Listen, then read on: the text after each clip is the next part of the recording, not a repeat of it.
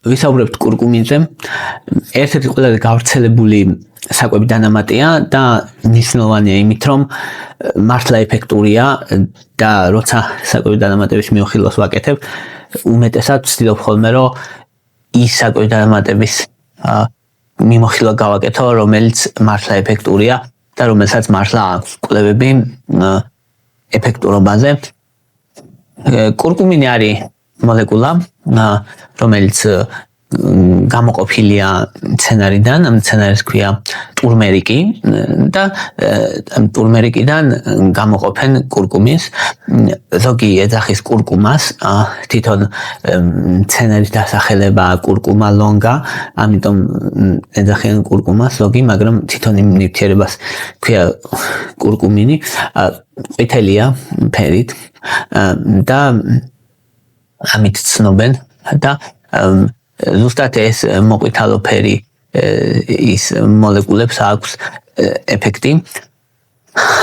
ტურმერიკი თავის მხრივ თვითონ ეს მცენარე საკვებია, მაგრამ ნაკლები ეფექტი აქვს, ამიტომ ეგ არ იფიქროთ, რომ ტურმერიკის ჭამა იგივე რაც კურკუმინის, ეგეთი და იგივე არ არის, რადგან ტურმერიკი ან მცენარე შეიცავს მხოლოდ 3%-ს კურკუმინს. კურკუმინი არის ცხიმში ხსნადი და აქ ძალიან დიდ შეცდომას უშევენ ხოლმე, როცა კურკუმინს იღებენ ადამიანები, იმინ ხშირად ბევრი და ამბობს, რომ კურკუმინი არ მუშაობს, იღებენ საკვების გარეშე, ცხიმის გარეშე. სინამდვილეში კურკუმინი უნდა მიიღო ცხიმთან ერთად, თუ გინდა რომ შეიწოვოს, სხვა შემთხვევაში 5-ჯერ უფრო ცოტა შეიწოვება, ამიტომ უბრალოდ არ შეწოვილა, მისი უმეტესი ნაწილი მოკლედ გაივლის ისე, რომ არაფერი ეფექტი არ ექნება ორგანიზმზე, ამიტომ ცხიმთან ერთად მისი მიღება არის აუცილებელი. და რა არის, რატომაც კურკუმინს იღებენ და ვიღებთ, ყველაზე მთავარი არის ორგანიზმში ამცირებს ქრონიკულ ანთებას.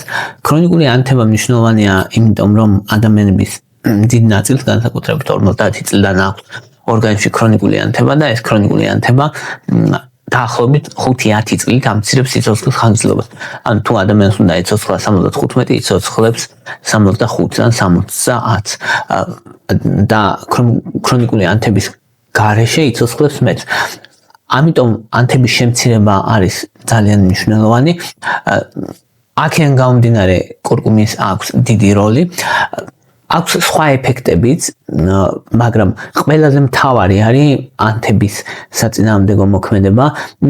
თრგუნავს სხვა სისტემებს, ფერმენტულ სისტემებს, მაგალითად ციკლოოქსიგენაზას, ლიპოოქსიგენაზას, ინტერლეიკინ X, TNF ფაქტორს და ანუ სხვადასხვა გზებით თრგუნავს ანთებას, ისე როგორც ანთების საწინააღმდეგო არასტруктურული პრეპარატები, მათსავე ძლიერი არ არის, მაგრამ მუშაობს ნამდვილად, შესაბამისად მათსავე ძლიერი არ არის, მაგრამ ეფექტურია და ეს ეფექტურობა სტაბილურად ჩანს ხოლმე კვლევებში, ანუ ეს არ არის პლაცებო ეფექტი.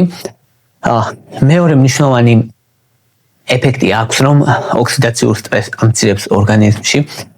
ოქსიდაციური სტრესი აზიანებს დნმ-ს, მემბრანებს, მიტოქონდრიას და მისი დაცვა ნიშნავს უჯრედის დაცვას. უჯრედის დაცვა ნიშნავს, რომ უჯრედი არ დაბერდება მალე და ამიტომ დაბერების საწინააღმდეგო მოქმედება აქვს უჯრედულ დონეზე. ასევე გენების ექსპრესიას ცვლის და ანთებით გარემოს ამცირებს ორგანიზმში და ეს არის მისი ძირითადი მოქმედებები, ანუ ანთების საწინააღმდეგო და ოქსიდაციური სტრესი და გენების დონეზე ანთების შემცირება და ეს გამოიხატება მის მოქმედებებში. პირველი რისთვისაც და ყველაზე ხშირად იყენებენ არის სახსრების ტკივილი. ქრონიკულად ვისაც სახსრების ტკივილი აქვს, ოსტეოარტრიტი ვისაც აქვს, მუხლები ვისაც ტკივა, ამ ადამიანებს ხშირად ჭირდებათ და აუცილებელია ანთების საწინააღმდეგო პრეპარატები, რომელიც აღიზიანებს კუჭს და ვინაიდან ყოველთვის ეძებენ ალტერნატივებს, რო კუჭი არ გაუღიზიანდეს და ისეთი რამე მიიღონ, აი ესეთი არის ზუსტად კურკუმინი იმ ადამიანებს, ვისაც აქვს სახსრების ანთება, განსაკუთრებით 40 წლის ზევით, განსაკუთრებით ჭარბწონიანებს, განსაკუთრებით ვისაც აქვს ქრონიკული ფორმა. ეხლა თუ უბრალოდ დაეცა და მუხლი იტკინა, ამაზე არაა საუბარი. ასეთ შემთხვევაში ნაკლებად ეფექტური არის, როცა ქრონიკული ანთებაა ორგანიზმში. მეორე მნიშვნელოვანი ეფექტი და მნიშვნელოვანი მდგომარეობა, რა დროსაც კურკუმინს იღებენ, არის მეტაბოლური სინდრომი, ინსულინ რეზისტენტობა და მუცელი, ვისაც აქვს დიდი აბდომინალური სიმსუქნე. ეხლა რატომაც ამ დროს იღებენ არის ინსულინის გრძნობელობის. მადლობა რომ დაინტერესდი. ამ ვიდეოს ვქნი უკვე 8 წელზე მეტია კვლევებზე დაფუძნებული მაღალი ხარისხის სამედიცინო ინფორმაციით. არხზე დღეს 1700-ზე მეტი ვიდეოა. თუ აქ მიღებული ცოდნა გეხმარება და გაქვს საშუალება, მხარი დაუჭირე არხს დონაციით. შენი მხარდაჭერით მეტ ადამიანს დაეხმარები იცხოვროს უკეთესი ჯანმრთელობით. გაზრდა დაახლოებით 10% იზრდის, რაც მნიშვნელოვანია დიაბეტში რო არ გადავიდეს ეს ყველაფერი და დაახლოებით ღვიძლის გაცხიმოვნებას ამცირებს 10-20%-ით. ეგეც ძალიან მნიშვნელოვანია რეალურად და C-რეაქტიულ ცილას ამცირებს სისხლში, რომელიც არის ანთების მარკერი, სისხლში ანთებას ამცირებს. ესიც ძალიან მნიშვნელოვანია. მექანიზმი რა არის? მექანიზმი არის რომ ცხიმოვან უჯრედებში ციტოკინების სუპრესიას ახდენს, შესაბამისად ანთება ცხიმოვან ქსოვილში ანთება მცირდება, ინსულინის რეცეპტორების ამბლოკინგი ხდება, ანუ დაბლოკილი ინსულინის რეცეპტორები ხდება მოქმედი, შესაბამისად ინსულინის მგრძნობელობა უმჯობესდება და მიტოქონდრიული ენერგიის გამდიდრება ხდება. ესეც მნიშვნელოვანია დაცვისთვის, ღვიძლის დაცვისთვის და სხვა უჯრედების დაცვისთვის ანთებისგან. ადამიანის ნაწილი იღებს კურკუმინს საჭმელმონელებელი სისტემის სიმპტომების მოსახსნელად, მაგალითად შებერილობა და საჭმელმონელებელი სისტემის გაღიზიანება და თითქმის 70% შემთხვევაში შებერილობის დროს არის ეფექტური და განსაკუთრებით ადამიანის ვისაც მგრძნობიარე საჭმელმონელებელი სისტემა აქვს, ეხმარება, აღადგენს ნაწლავების მემბრანას, ასევე ამცირებს ანთებას, შესაბამისად და ნაწლავების ბარიერულ ფუნქციას აღადგენს, ნაწლავების მიერ ანთებითი მედიატორების გამოყოფას ამცირებს, შესაბამისად ადამიანებს ეხმარება და ნაწლავების აღდგენას ეხმარება. ასევე კურკუმინი იმითაა გამორჩეული, მაგალითად, რომ არ ასტიმულირებს ნაწლავების მოძრაობას. მაგალითად, ჯინჯერისგან განსხვავებით, რომელიც საჭმელმონელებელი სისტემის მოძრაობას ასტიმულირებს და საკვების გადასვლას ასტიმულირებს ნაწლავებში, ამას არ აკეთებს. მაგრამ ანთებას ამცირებს და იცავს საჭმელმონელებელი სისტემის მემბრანებს, რაც არის მნიშვნელოვანი. მეოთხე რა დროსაც იყენებენ კურკუმინს და თან მნიშვნელოვანია არის ნეიროინფლამაცია, ნეიროანთება. ხო, ნეიროანთებაში არის გულისხმობა ის, რომ ადამიანს უპრინის ანთება აქვს, ენცეფალიტი აქვს, იმას ვერ უშველს რა თქმა უნდა და არც შეიძლება ამ დროს გამოყენება. საუბარია იმაზე, რომ ნელ-ნელა წვინში ვითარდება ასაკთან ერთად ანთება, დაბალი დონის არამწვავე ქრონიკული სუსტი ანთება. ეს ანთება აზიანებს ჯამში სისხლძარღვებს და ნერვებს, ნეირონებს და ადამიანებს აქვთ მეხსიერების გაუარესება. ტვინის დაბინდვას რო ეძახიან, brain fog ქვია. ანუ ამბობს, რომ ისე ვეღარ ვაზრონებ, როგორც ვაზრონებდი და ასე აღწერს თავის მდგომარეობას. ამ მდგომარეობას ამცირებს მნიშვნელოვნად და კვლევებით დადასტურებულია, რომ კურკუმინი დაახლოებით 30%-ით აძლიერებს BDNF-ი ქვია, ანუ ტვინიდან მიღებული ნეიროტროფული ფაქტორი, ეგეთი მოლეკულა, რომელიც ნეირონების ზრდას განაპირობებს, ნეირონების გადარჩენას განაპირობებს. მოდი ასე ვთქვათ, რომ დაიბადება ნეირონი, მერე თუ არ მიეცა იმას მიმართულება კვდება, ადვილად კვდება და აი ასეთ ნეირონებს გადაარჩენს და შესაბამისად ახალი ნეირონები იბადება და იზრდება და არ მოკვდება, შესაბამისად ადამიანს მეხსიერება უმჯობესდება და ამას აკეთებს, ამიტომ რომ ადამიანს ვისაც უნდა რომ მეხსიერება გაიუმჯობესოს და ტვინის ფუნქციები გაიუმჯობესოს, ეს ადამიანები იღებენ ხოლმე კურკუმის menstrualურ ტკივილებსაც ამცირებს, საშვილოსნო გამოყოფს პროსტაგლანდინებს, ეგეთი მოლეკულა მოკლედ, რომელიც ანთების კასკადს იწვევს და აი ამას ბლოკავს და შესაბამისად თითქმის ქალების 70%-ში კურკუმინი ეფექტურია, ვისაც აწუხებს ხოლმე საშვილოსნოს ტკივილები, menstruაციის დროს მუცლის ტკივილები, ვისაც აწუხებს ხოლმე. ასევე იღებენ ადამიანები კურკუმის, ვისაც სისხლძარღვთა დაავადებების რისკები აქვს, რადგან ენდოთელიუმი არის სისხლძარღვების შიგნითა გარსი, რაც მაგათ დაცვას უზრუნველყოფს, ასევე აზოტის ოქსიდის ბალანსს და ოქსიდაციურ სტრესს ამცირებს სისხლძარღვებში და ამცირებს ქოლესტერინის ფოლაქის ფორმირებას.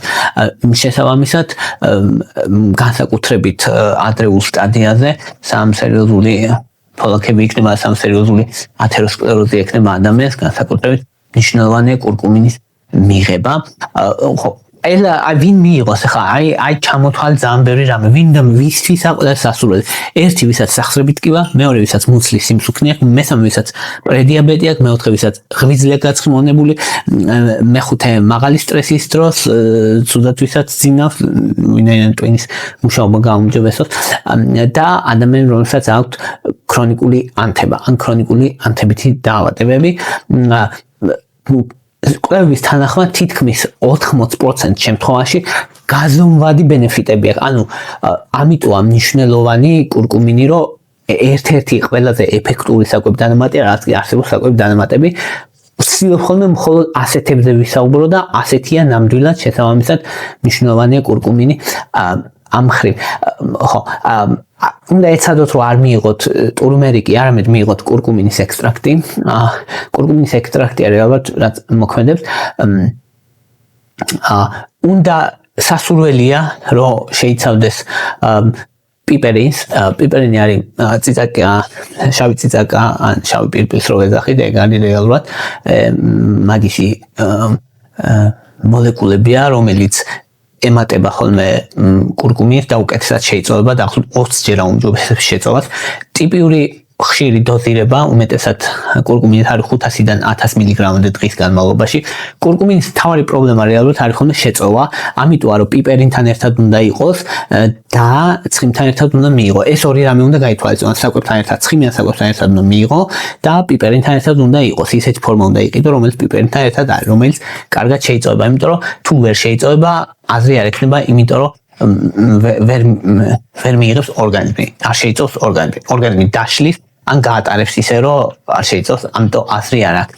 ოსტეოართრიტის დროს 1000 მგ მიიღება დღეში, მეტაბოლური სინდრომის დროს 500-დან 1000 მგ-მდე დღეში, ნეიროანთების დროს და თავის ტვინის დროს მოკლედ, თავის ტვინისთვის მიიღება 500 მგ დღეში, menstrualურ ტკივილების დროს მიიღება 1000 მგ დღეში. მნიშვნელოვანია მოკლედ, რომ ცხიმს დაუკავშირო, ცხიმთან ერთად მივიღოთ, ეგ არ უნდა დაგვავიწყდეს და შავი ციცაკა, ხო, აუცილებელია, რომ აი პიპერინთან ერთად იყოს შეკავშირებული, როცა ყიდულობთ, მაშინ მიაქციეთ ყურადღება. ტურმერიკის ჭამას აქვს თუ არა აზრი, ეგ კითხვა არის ხოლმე, ვინაიდან შეიცავს პიპერინს. შეიცავს ოღონდ ცოტას, ანუ 3-5%-ია პიპერინის შემადგენლობა, ამიტომ თუ ერთი ჩაისკოს ტურმერიკს შეჭამ, ეგ დაახლოებით არის 60-90 მგ კურკუმინი, ცოტა აზრი არ აქვს, იმიტომ რომ 500-1000 მგ-ია თერაპიული დოზა და ამის ხა 30 კოლს ტურმერიკს ვერ შეჭამ, აზრი არ აქვს და არ არის პრაქტიკული. შესაბამისად ეკვივალენტს ტურმერიკს ვერ შეჭამ, ამიტომ კურკუმინი ჯობია კურკუმინად იყიდოს ადამიანმა. კურკუმინი ძალიან უსაფრთხოა, მიიჩნევა როგორც ძალიან უსაფრთხო, თითქმის 90%-ზე მეტ შემთხვევაში არანაირი პრობლემა არა, ორგანოების მიმართ ტოქსიური არ არის, დამოკიდებულებას არ იწვევს, ტოლერანტობას არ იწვევს. ანუ მისი ფუნქცია დროთა განმავლობაში არ უარესდება, მასზე დამოკიდებული ადამიანი არ ხდება. ზოგ შემთხვევაში შეიძლება გამოიწვევს გულისრევის შეგრძნება ძალიან მცირე ადამიანების ნაწილში.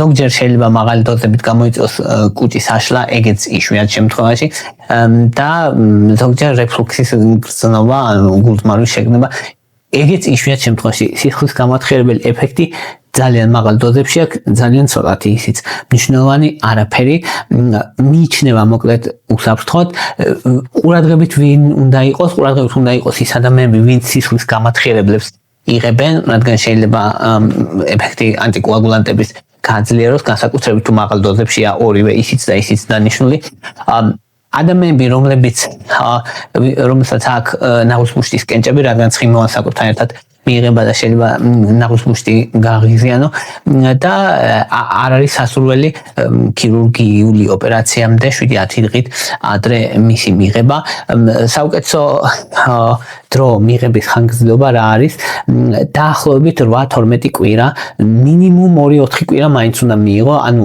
ეს 5 დღე და 10 დღე კურკუმინის მიღებას აზრი არ აქვს ანუ დაახლოებით 3-4 თვე უნდა მიიღო რადგან ციტოკინების სუპრესიას, საწესოებრივი სისტემის აღდგენას, ასევე ხრტილს იცავს, ხრტილის ფერმენტების ინჰიბირებას და ასე ცხიმის უჯრედების აღდგენას და შემცირებას, ანთების შემცირებას ჭირდება დრო ამ ყველაფერს, ამიტომ დრო აუცილებლად საჭიროა.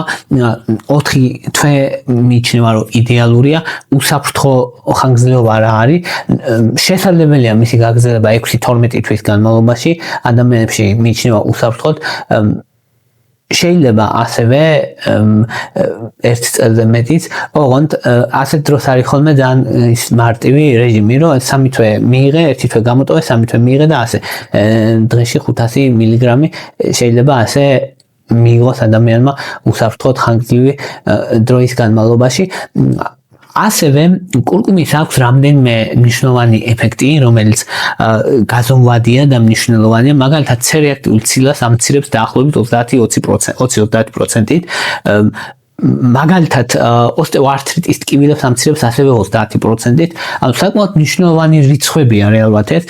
ტვინის BDNF ფაქტორს, ასევე ტვინის ნეიროტროფიულ ფაქტორს აძლიერებს დაახლოებით 30%, ესეც ძალიან მნიშვნელოვანია. ინსულინის რეზისტენტობას ამცირებს, ინსულინის მგრძნობელობას ზრდის დაახლოებით 10%-ით. ასევე აუმჯობესებს მიტოქონდრიების ATP-ის ეფექტურობას, ანუ ადამიანი ენერგიაზე გრძნობს უფრო თავს, რა ეგ მაგაში აისახება და ასევე ასტაბილურებს პოხიერ უჯრედებს და ჰისტამინის გამომუშავებას, აი კანი რომ უწითლდება ხოლმე და ესეთი ფსევდოალერგიული რეაქციები რო აქვს ადამიანს, მაგას ამცირებს მოკლედ შედარებით. ღვიძლის მიერ ცხიმების პროდუქციას ამცირებს, ღვიძლში ღვიძლი გამოიმუშავებს რაღაც ცხიმებს და ღვიძლის ცხიმების გამომუშავებას ამცირებს. ასევე ხრტილს იცავს ფერმენტების დესტრუქციისგან, არის ფერმენტები, რომლებიც ხრტილს ანადგურებენ დრო და დრო და ნელ-ნელა და ამისგან იცავს. ასევე ამცირებს ორგანიზმში, მთლიან ორგანიზმში ანთებას, მენსტრუალურ ტკივილებს ამცირებს, ასევე იმუნური სისტემის აქტივობას აბალანსებს, ანუ არ აძლიერებს, არ ასუსტებს, არამედ აბალანსებს, უფრო მეტად რაც საჭიროა იმის მიხედვით, ან მოდულაციური ეფექტი აქვს, თუმცა ეს არ აძლიერი და ასევე ადამიანს რომელსაც აქვს ცენტრალური სენსიტივიზაცია ტკივილის, ანუ როცა გადამეტებულად გრძნობენ ტკივილს, მაგ ადამიანებს ეხმარება და ასევე კანის დაბერებას უშლის ხელს. აი ეს არის ასევე მნიშვნელოვანი კანის დაბერებას, რომელიც გამოწვეულია მზით, რომელიც გამოწვეულია გარე გამოსხივებით. შესაბამისად, კურკუმინის მიღება მარტივად რა ბენეფიტს მოგიტანს, შეიძლება გაგიზარდოს სიცოცხლის ხანგრძლივობა 5-10 წლით. ნუ სხვა რაღაცებთან ერთად, ეხლა ეს კურკუმინის იმედზე ვერ დაჯდები, რა თქმა უნდა, რომ 5-10 წლის სიცოცხლეს გამიხანგრძლივებსო, მაგრამ ერთ-ერთი კომპონენტი იქნება, რისი გაკეთებაც შეგიძლია იმისთვის, რომ შენი სიცოცხლე გაიხანგრძლივო. აი ეს იყო რის თქმა წმინდოდა, მადლობა რომ მისმენდით, მადლობა რომ გაინტერესებთ. თუ მოგწონთ ჩემი ვიდეოები, დალაიქეთ, თუ მოგწონთ ჩემი არხი, გამოწერეთ, მადლობა ინტერესისთვის.